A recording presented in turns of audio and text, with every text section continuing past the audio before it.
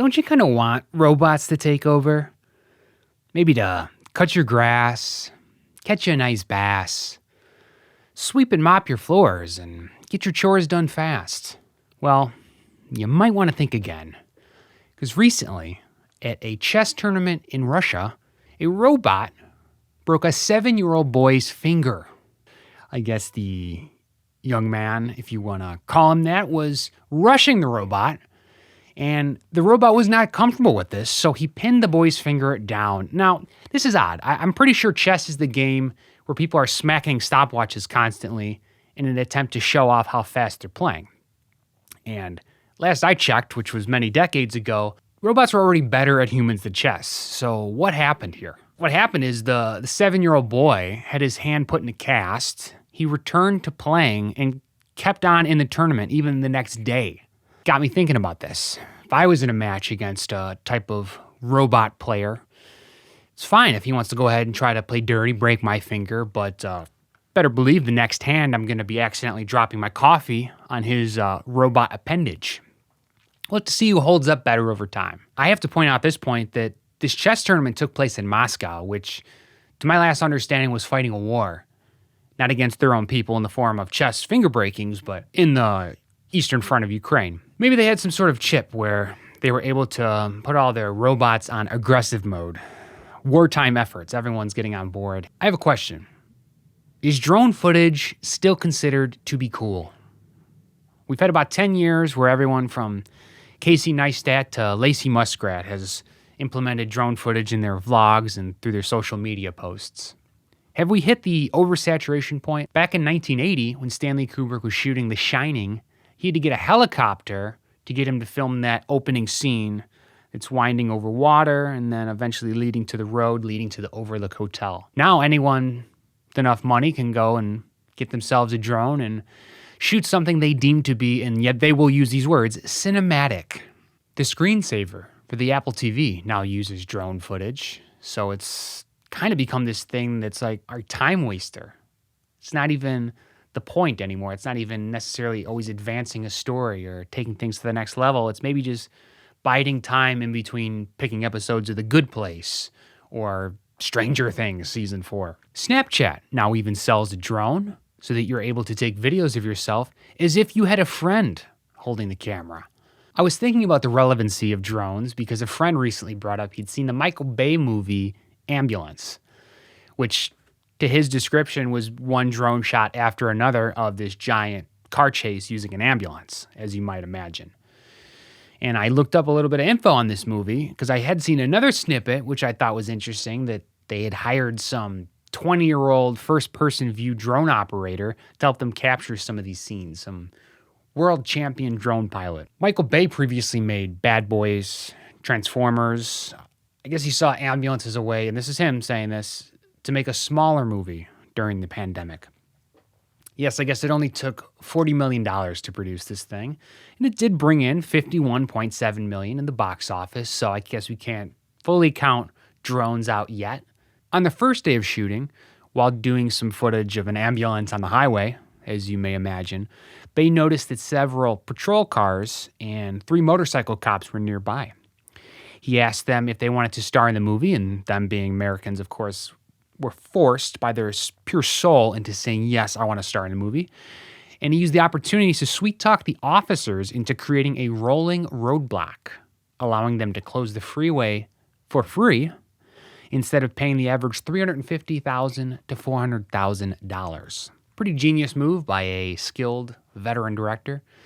And another chapter in a long book written on why the rich will continue to get richer if a small or indie filmmaker asked multiple patrolmen to stop every piece of traffic on the freeway, we would of course be pistol whipped or possibly shot down by a first-person view shooter drone that the LAPD had started using. Thinking about the saturation of drone shots has me thinking about another prior movie and TV trend, which is time-lapse. In 2008, Breaking Bad popularized the TV time-lapse. Within a few years, time-lapse was used in all sorts of things, specifically even for Netflix's first ever original series, which was House of Cards, which was basically designed by all the data that Netflix had on their users at that time. This is all the way back in 2013, featuring American politics as a form of entertainment, something we would see much more in the decade.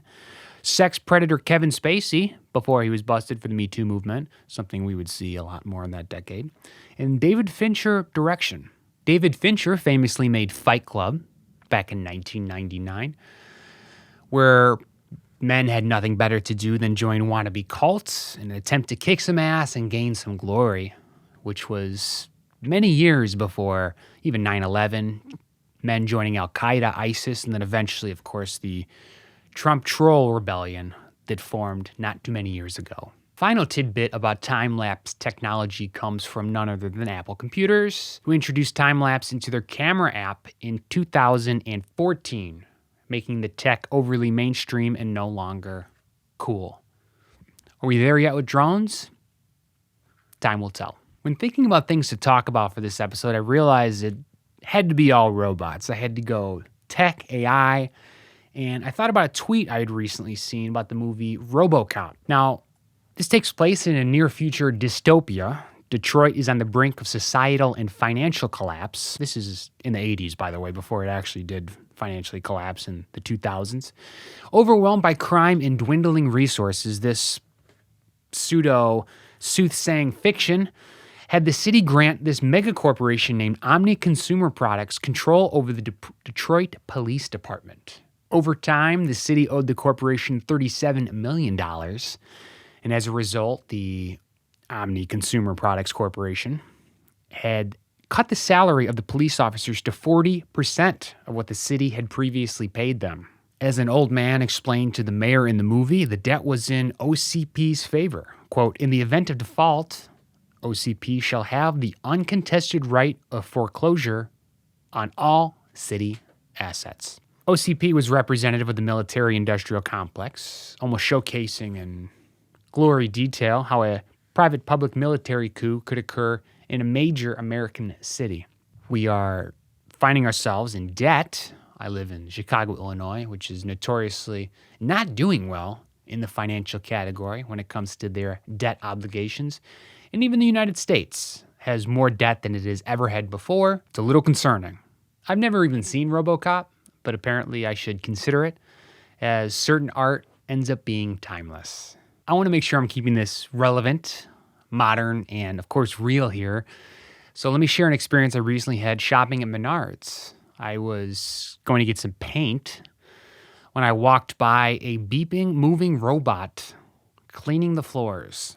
This basically looked like a tiny hockey Zamboni, wet cleaning all the floors at this industrial home goods store. Now, Menards is one of those stores you want to clean the boxes or packages of whatever you buy when you bring it home. It's a filthy store. And then I was thinking about other things in stores that I've seen over the years. I mean, probably originally security cameras coming into stores, taking the jobs of security guards first, one early example.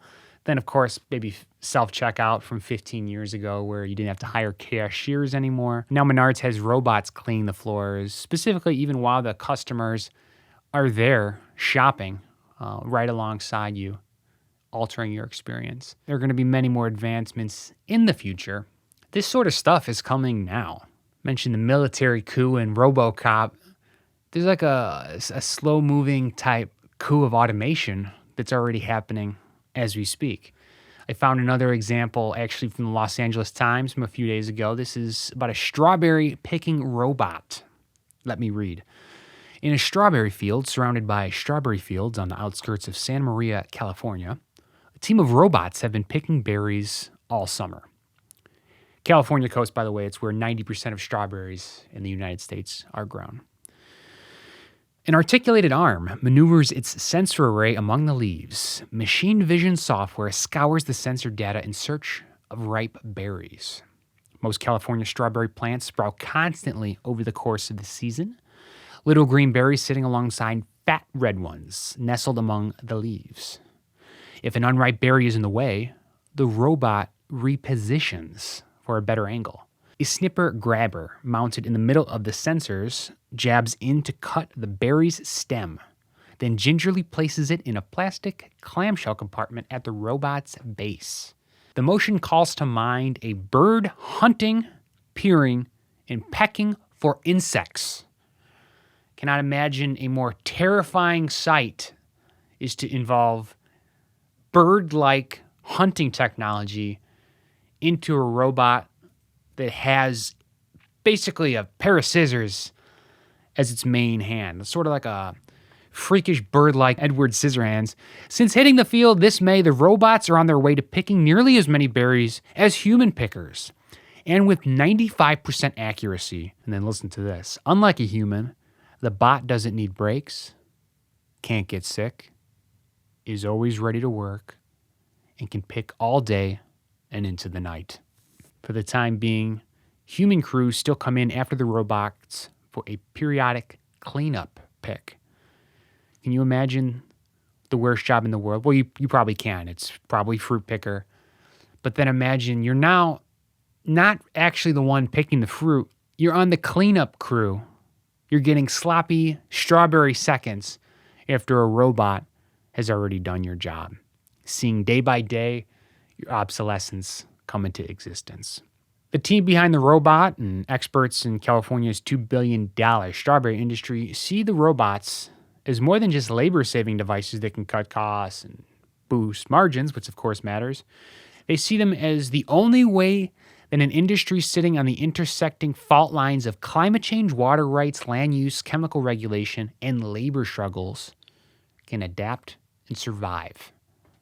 I have a few other robot and AI-related thoughts and stories that I'm going to share toward the end here that are much shorter. Just thinking about all the crypto mining rigs the last couple of years that have been set up by men all over the world in hopes it will bring them riches and interested sexual partners for fun or procreation. Pretty stunning.